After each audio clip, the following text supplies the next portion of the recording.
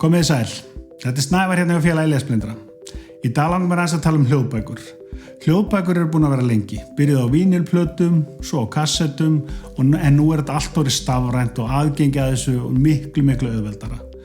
Nú það þetta að kaupa náttúrulega bækur út í búð en við lesblindir við höfum aðgang að Hljóðbókasafni Íslands og með nýja appinu fyrir Android síma að þá þetta að hlusta hvar sem er, hvenær sem er. Ég hvet alla til að kynna sér málið á heimasíðu Hljóðbókasafns Íslands hbs.is.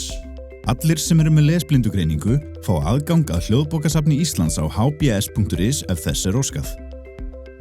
Gerð þessar myndskeiðs er styrkt af minningasjóði Ingibjargar R. Guðmundsdóttur fyrrum stjórnarformanns SVFS.